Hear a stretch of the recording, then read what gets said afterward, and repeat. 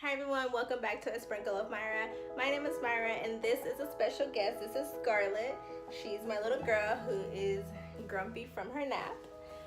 She's going to be joining us today. As you guys know, I'm a mommy of two. I am a work from home mom, so sometimes you just gotta do what you gotta do and make it work. So in today's video, I'm going to talk to you guys about 20-ish questions that you need to ask your venue when you're doing a venue walkthrough. So I know 20 is a lot, I know guys. Have your pen and paper ready. If you don't have pen and paper, I'm actually putting it together on a Word document, and I don't have my website up yet, but I will share my email at the end of the video and I'll link it down below, and you guys can email me if you do want a copy of the document. So like I said, I know 20 is a lot. I'm gonna make this video as short as possible because I have impatient Scarlett here with me. But I'm also going to lump these into about 3 different categories because some of these roll in together.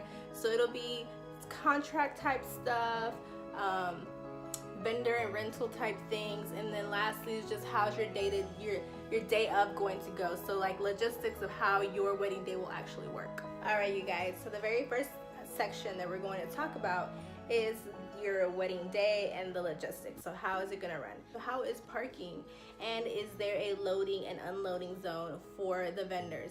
You don't want your DJ or caterer or baker to have to walk a long distance to get to the inside of the building.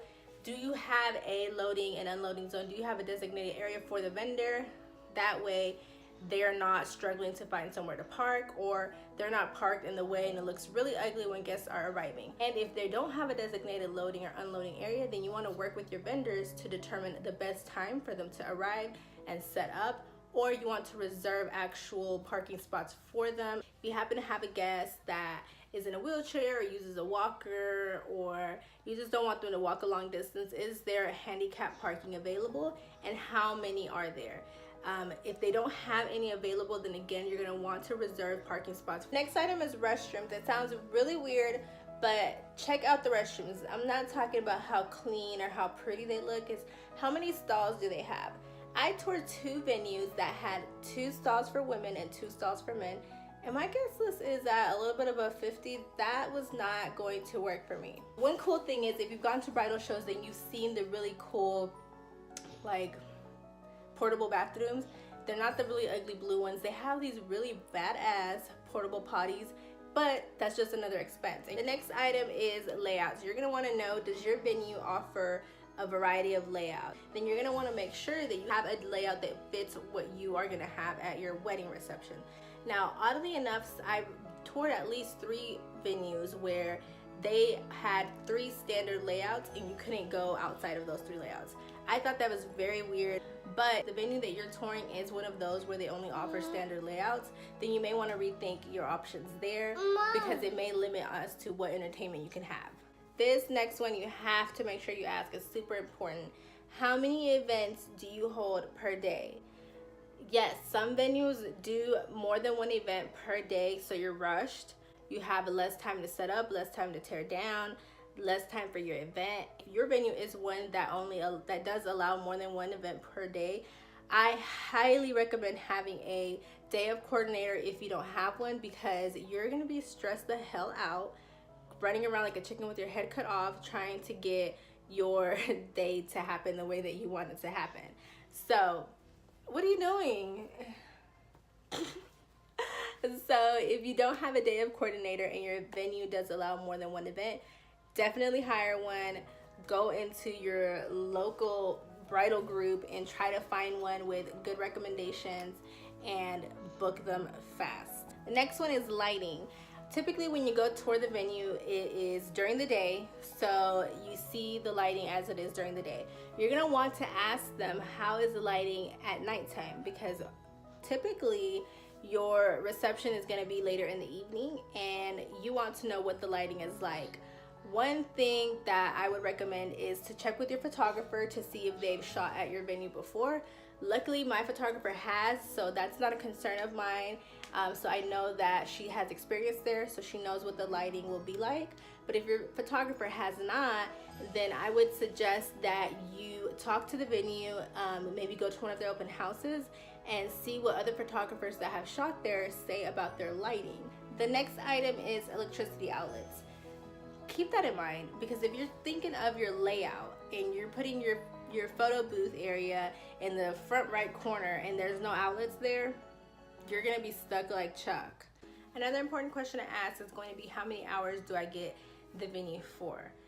Some venues allow you to have the location for 12 hours, some of them are 9 hours, but there is some that only allow you in an hour before your event, which is crazy, but it is true.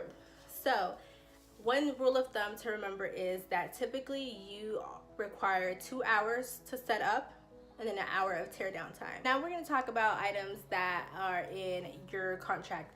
All the items that I list will typically be in your contract. If they're not, then I highly recommend talking to your venue about it, because these are items that should be discussed in your contract. I had no idea that wedding insurance was a thing, but apparently it is, and a lot of venues do require that you purchase a policy. A lot of times it is a $1 billion policy. Sounds like a lot of money, sounds like this crazy thing, but it's not hard to get. According to a lot of brides, it's super easy to get. I do know that in the North Texas Budget Bridal Network and the North Texas Bridal Network Facebook pages, there is a DJ by the name of Ed. I don't know how to pronounce his last name, but I will link his information down below. I know that he does offer insurance. So if you are in the North Texas area, check him out. Other question you're going to want to ask is, if you're a person that plans to do a rehearsal, which I highly recommend, then you want to know, when are you allowed to do the rehearsal? Some venues don't allow you to do the rehearsal the day prior because they may have events. The wedding that I was in July, we did the rehearsal the day prior, which worked out really well. We plan to do our rehearsal the day of because we have the venue from early in the morning until midnight. All right, the next question is going to be, do you have venue staff on site on my wedding day? And if so, what will they help me with? I want somebody there that knows the venue well enough to know if the toilet gets clogged up, who's gonna fix it? If a breaker goes out, you need someone there that knows exactly what to do. So you're obviously gonna wanna have a venue staff there. Now, I know like hotels will give you like a coordinator that's there with you throughout the day just to make sure everything goes correctly, but not all venues offer that. Next item is alcohol restrictions. A lot of venues do have alcohol restrictions. For example, our venue does not allow straight liquor to be served, so you cannot take any shots. Some venues only allow beer and wine, no hard liquor, and that could be a very huge determining factor on whether you select the venue or not.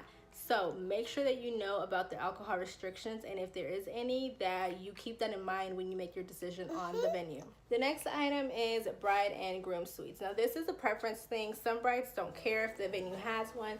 I wanted to have one because the pictures I've seen on Pinterest are freaking gorgeous, and two, because I know that I'm probably going to be a nervous wreck, and I'm going to want my girls there with me to calm my nerves and just make sure that I keep my cool. And I also didn't want people to be traveling from one place to another or be worrying about, is this person going to be running late? I wanted everyone there in the same place. That way, if anything, the timeline gets pushed down or sooner, whatever it may be, then we're all there, and I don't have to be worrying about Mike forgetting something here or one of the groomsmen left his shoes at the house. You know, everybody's gonna be there together. Almost done, you guys. The last section is rentals and vendors. Number one is caterers. Does your venue offer caterers? If they don't, do they have a preferred list?